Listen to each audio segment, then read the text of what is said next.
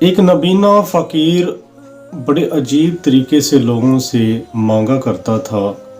وہ اپنی آنکھوں پر پردہ کیے رکھتا، ان کو ڈھانپ کر رکھتا، کسی کو دکھاتا نہ۔ بڑا پر اسرار نبینا فقیر تھا، کبھی اس نے اپنی آنکھوں سے پردہ نہیں ہٹایا تھا۔ وہ جس سے خیرات لیتا اس سے کہتا کہ اگر آپ مجھے کچھ دیں گے تو میں ایک عجیب بات بتاؤں گا، اور اگر آپ مجھے مزید دیں گے تو میں آپ کو ایک عجیب بات دکھاؤں گا بھی۔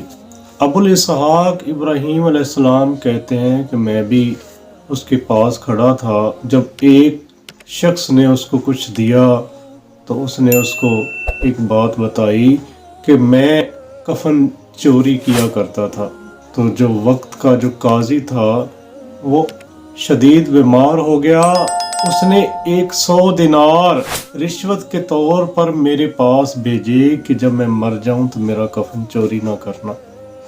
وہ مزید آگے بتاتے ہوئے کہتا ہے کہ جب اس نے 100 دینار بھیج دیے تو اس کے بعد قاضی تندرست ہو گیا۔ کچھ عرصے بعد وہ دوبارہ بیمار ہوا اور وہ چل بسا۔ میں نے کہا یہ 100 دینار تو ایک دفعہ بیمار ہونے کے تھے، وہ تو صحت مند ہو گیا، دوبارہ بیمار ہوا اور مر گیا، اب کفن چوری کرنا تو میرے ذمہ ہے، یعنی میں اس کا کفن چوری کرنے کا حقدار ہوں، لہٰذا میں نے قبر جا کر کھودی۔ کیا دیکھتا ہوں کہ اس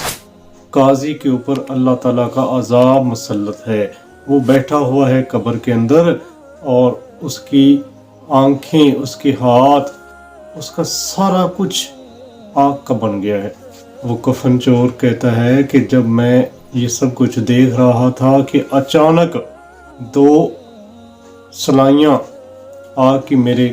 آنکھوں میں پڑیں اور میری آنکھوں کے اندر سوراخ ہو گئے۔ یہ کہتے ہوئے اس نے پردہ اپنی آنکھوں سے ہٹایا تو کیا دیکھنے والے دیکھتے ہیں کہ اس کی دونوں آنکھوں کی جگہ پر 2 سوراخ ہیں اور ان سوراخوں کے آر پار دیکھا جا سکتا تھا۔ تو ناظرین کرام، بات کرنے کا یہاں پر یہ مقصد ہے کہ اللہ تعالیٰ کے جو کام ہیں ان کے اندر مخل نہیں ہونا چاہیے، انسان کو ہمیشہ بچ کر رہنا چاہیے اور بری عادات سے جان چھڑوا لینی چاہیے،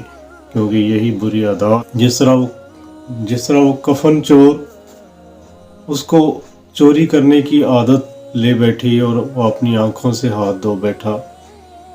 اسی طرح جو حدود اللہ تعالیٰ نے متعین کر دی ہیں،